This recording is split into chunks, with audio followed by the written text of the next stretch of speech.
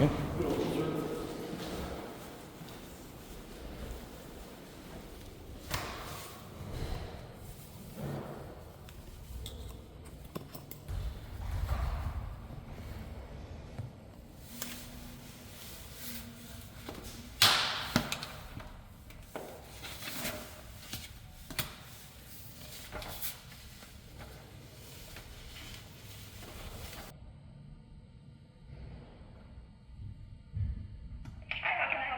Good afternoon.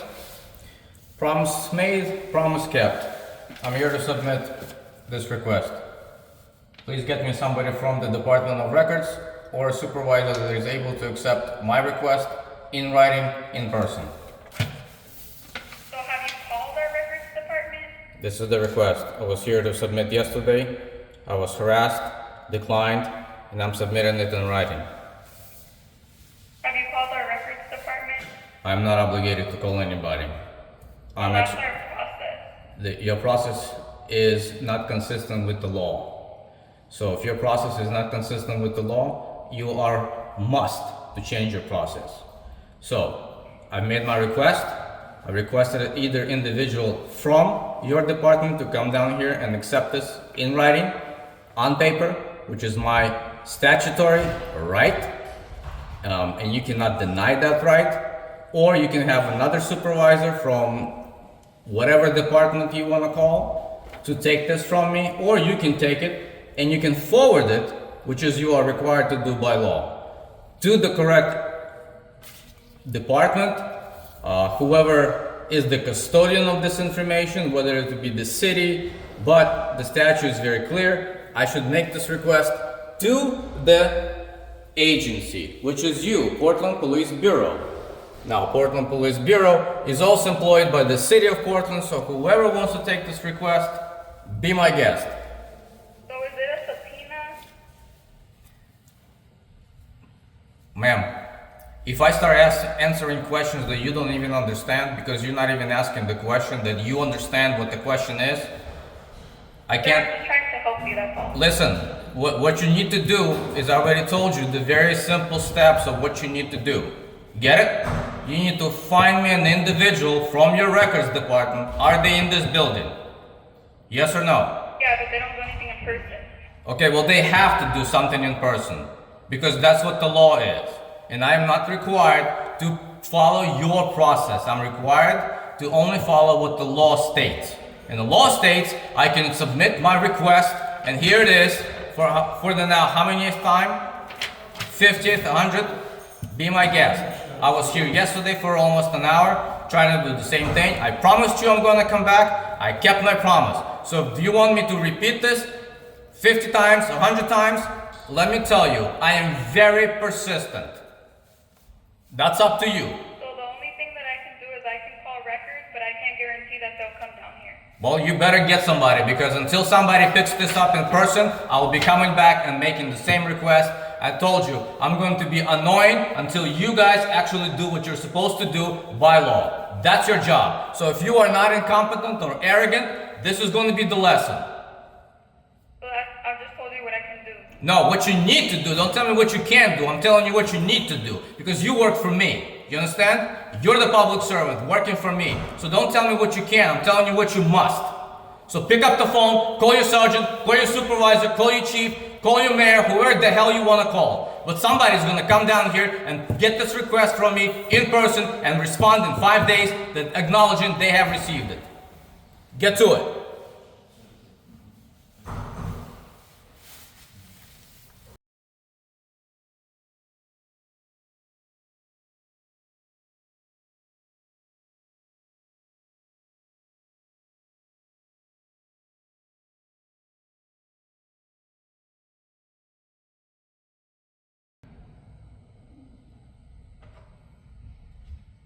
Our records clerk will be down shortly.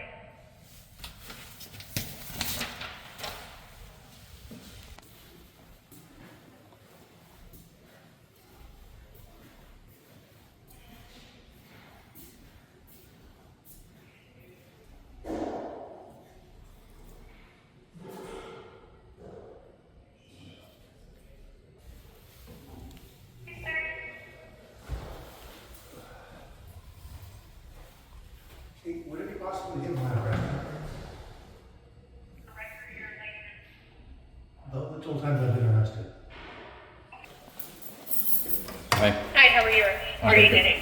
Records department calls, they don't have anybody who can come down right now. So here is their information. Phone number, I'm not gonna take that. Just go I and can't forward take it. anything over the counter. I just witnessed her take something over the counter for somebody else to process. So I can't take anything over the counter. And what's the reason why? I'm not allowed to. I'm not records. You Right. need to call records. I've Right. highlighted the information right here. Let me explain to you how legally, just one time. I'm I'm just gonna covering procedure. Okay, I'm gonna tell you how legally you are supposed to operate. Not your procedure, not your policy. You're supposed to oblige That's not the way by this the is law. gonna work right now. It's gonna I'm work not exactly- taking that. listen how it's gonna happen. I can offer you the No. information for records. No. Here's their phone number. Here's I this. was here yesterday. I'm Yes, coming I back dealt with you today. yesterday. I was promised somebody's going to come. Do not tell me that the building that occupies several hundred people, one of those individuals cannot come down for 5 freaking seconds and retrieve a simple request and then follow through it as the law says. Okay, Now, the record's not coming down. I don't care if the records is not coming down. That means you take it and you No. go upstairs and you give it to the records or whatever floor they're on. No, That's I how don't it's work supposed for to take. records. I don't have the You don't have to procedure. work I for cannot records. help you. You're the person who's taking it and then you're supposed to forward it to the right No. department. Whether it came here by mail, whether it came here, you're the front desk. You're the front desk. That's not how the procedure works. The law, that's how it works. No. Whether you received it by mail, whether I personally came in here and verbalized it, whoever receives my request, that's what the law says. Then you take my request and you go to the agency who's the custodian of that information. Now you as the bureau, right? Okay, agency. You as the Portland Police Bureau, you're the agency. It doesn't matter who's here up front. You're supposed to take my request, go find an individual, keep it on your desk, okay, for security, and say, individual, I have a request for you at your leisure time, please come retrieve it. You have an inbox, you have outbox, you have whatever. You can scan it, email it, however the hell you like to do it. But this is how the process works. If you don't understand the process, that's your damn fault. Because none of you are capable of getting this through your head of simple task. Most simplest task. You take a request from a citizen and you forward it to the right department. Okay, so Obviously, that's not how our process works. and that's not going to happen. obviously, you know how to communicate with the records department. So you can call the records department and tell them we received the request. It's on our desk. Please come by. So here's what I'm gonna do. I've left it for you. It's officially filed. It is and, not. And if you disrupt it, and if because of your negligence, if my information gets into the wrong hands, you will be liable. That's not gonna happen. You will be liable.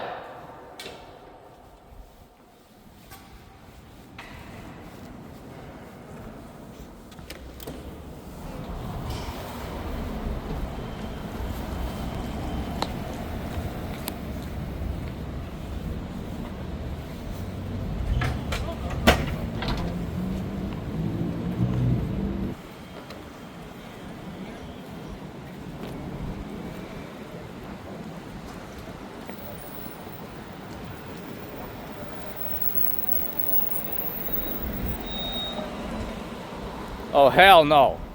Oh, hell no. He didn't just run the red light.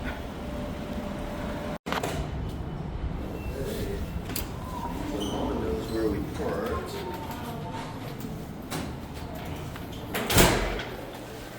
So, How can we help you?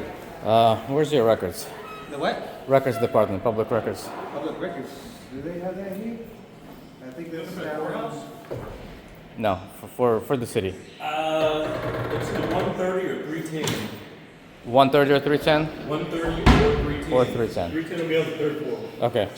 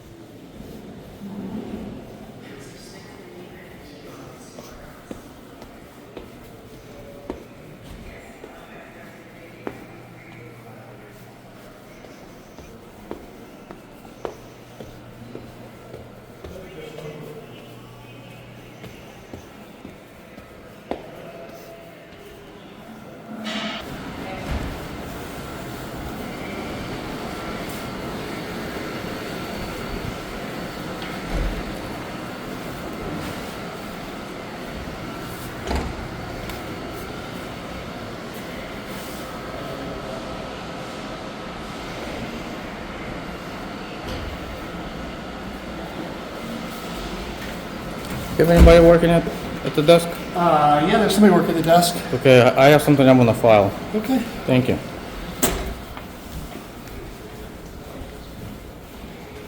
I see.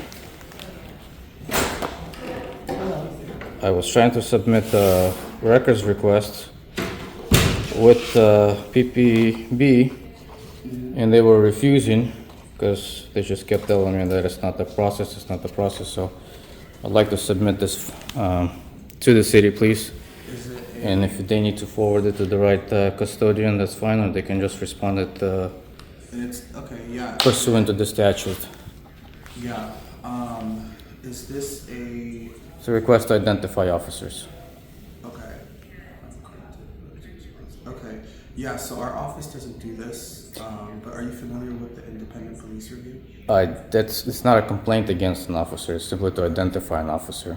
Okay. And there's a specific statute that is cited there to do that. Yeah. And so if you don't have a specific individual here at this office, To figure out who, yes, then you can just go ahead and please forward it to the custodian for that information and proceed accordingly, okay? okay. Thank you. Yeah, cause yeah, okay. I understand. Once you receive it from me, just go ahead and, all you have to do is forward it to the correct individual. I'm sure the mayor can help you. Okay. Here's the boss.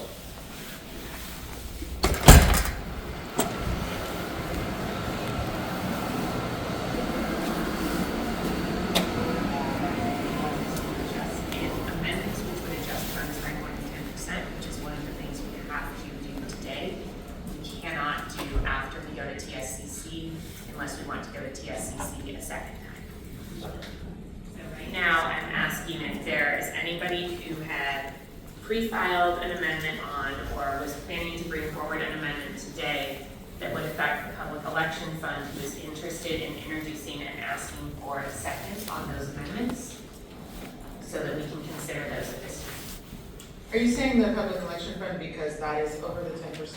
And also, I don't know, do we have a list of what the 10% things are? I have a list of funds that I asked our budget director for.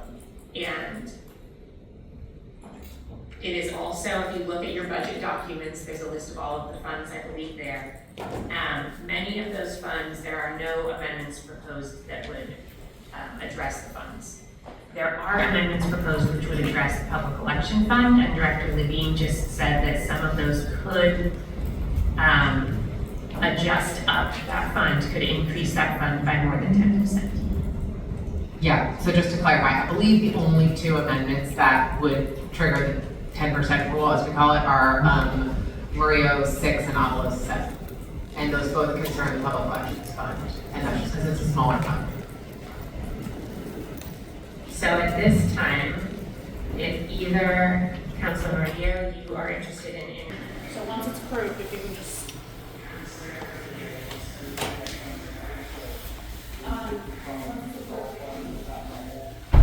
Doesn't obligate for the general fund.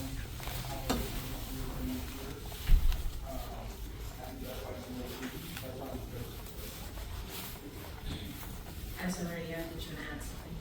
Yeah, sorry, just to make sure I articulated it correctly. So this one-time funding to meet demand, and not have to, this is a one-time funding mechanism to meet demand and to not have to substantially lower match cap and match rates in the so, Can't have it go. this is very critical to ensure the stability of the program. I don't want to sit up front, I don't have. So you can stand out there and watch the council meeting from out there, but due to security reasons, we cannot have them standing. There's no other seats here for me. Seats out there in the balcony. There's overflow up in the balcony. Yeah, I was just there, I just wanted to get a better look at this room. Okay, the point is that you can't be standing. Why is that? Is it? City operations set that rule, we enforce it. Is there a chair that I can bring in? Additional chair? There's two up front. No, like here. Can I just bring an extra chair here? You can sit right there in my seat. Okay, it won't be long. Just. What the expectations are around matches and caps and how that would change after this.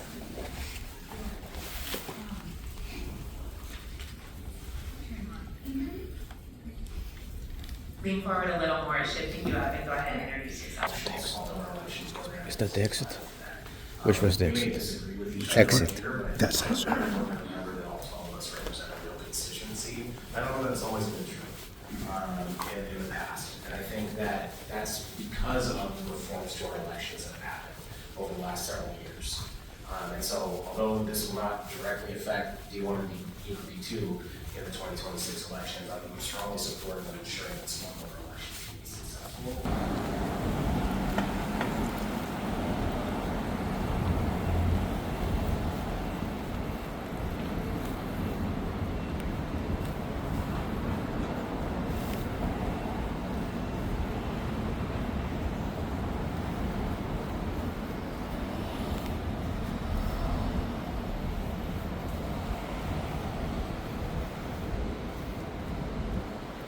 Yo!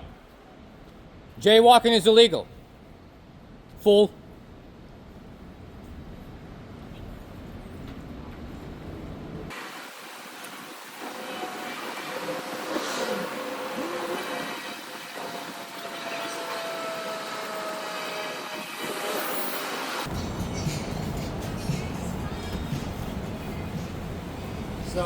What's happening? What's happening? Got your coffee? Good for you.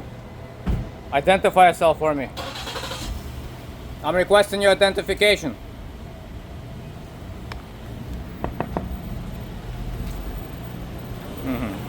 Failure to ID is a violation of your policy and procedures, violation of law, just so you should know. 27 95 83.